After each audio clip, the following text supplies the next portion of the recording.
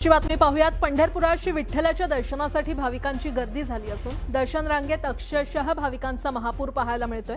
विठ्ठलाची दर्शन रांग गोपाळपूरच्या पुढे रांजणी रोडवरील इंजिनिअरिंग कॉलेजपर्यंत पोहोचली आहे आणि त्यामुळे दर्शनासाठी भाविकांना तब्बल 16 ते 18 तास प्रतीक्षा करावी लागते। सध्या दर्शन रांगेत सुमारे 60,000 भाविक असल्याचा अंदाज व्यक्त करण्यात येतोय। यंदा प्रथमच एवढ्या मोठ्या संख्येने भाविक पंढरपुरात दाखल झाल्याने मंदिर परिसरात आणि शहरात प्रचंड गर्दी आहे। थेट दर्शन रांगेचा आढावा घेतलाय आमचे प्रतिनिधी वीरेंद्र सिंह उत्पात यांनी। आषाढ शुद्ध एकादशी सोहळ्याला अवघे काही तास उरले असताना आपण आता गोपाळपूरच्या पुढे स्वेरी कॉलेज येथे आहोत। ही जी दर्शन रांग आहे या दर्शन रांगेचं शेवटचं टोक आहे तिथपर्यंत आलेलं आहे। म्हणजे मंदिरापासून 5 किलोमीटर ही रांग आहे। मध्ये 18 शेड आहेत। त्या शेडची क्षमताचा विचार केला तर 30,000 जे भाविक आहेत त्यामध्ये सामावले जात आहेत। आपल्या सोबत काही भाविक आहेत। काय सांगाल माऊली, कुठून आलाय, किती वेळ लागेल? आता मुंबईवरून पनवेलवरून आलोय। साधारण 15 तास लागेल असं दिसतंय। जास्त वेळ लागला तर रामकृष्ण हरी लागला तरी दर्शन घेणार? हो हो हो उभं राहणार पण दर्शन घेऊनच जाणार। आता लाईन मध्ये उभं राहणार। एवढा वेळ शक्य आहे का? पण होईल होईल। कशासाठी एवढं काय? नाही, आता तिथून एवढ्या लांबून आलोय पण दर्शन घेऊनच जायचं अशी इच्छा केलेली आलो। तुम्हाला बघायचंच काय तर? होय होय।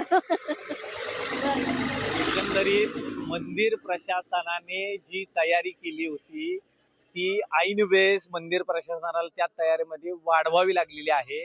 जे पत्राशेड आहेत ते ओसंडून वाहत आहेत। ही दर्शन रांग आहे ती गोपाळपूरच्या पुढे तब्बल 2 किलोमीटर आहे आणि याचसाठी केला होता 8 तास। या भाविक सांगतात की कितीही वेळ लागला तरी विठ्ठलाचं दर्शन घेणार, रुक्मिणी मातेचं दर्शन घेणार आणि मगच इथून जाणार असा त्यांचा निर्धार आहे।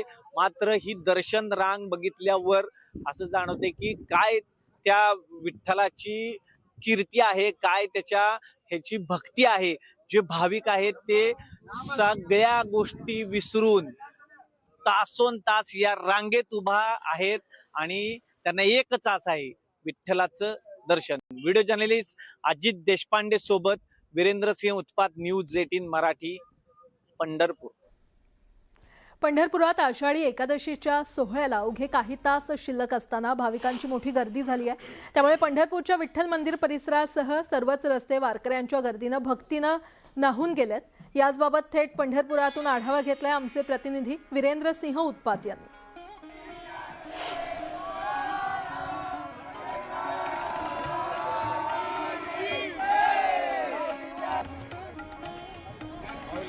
तर पंढरपुरात सध्या विठुनामाचा गजर ठिकठिकाणी होतोय। रस्ते वारकऱ्यांच्या गर्दीने अक्षरशः फुलून गेलेले आहेत। मोठमोठ्या रांगा लागलेल्या आहेत। विठ्ठल रुक्मिणीचं दर्शन घेण्यासाठी भाविक तासनतास रांगेत उभे राहत आहेत।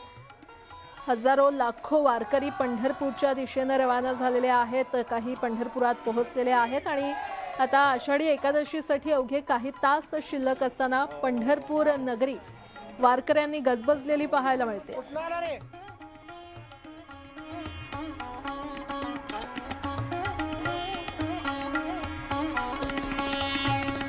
तर रस्ते वारकऱ्यांच्या गर्दीने अक्षरशः फुलून गेलेले आहेत। भक्तिमय वातावरण सगळीकडे पाहायला मिळतंय।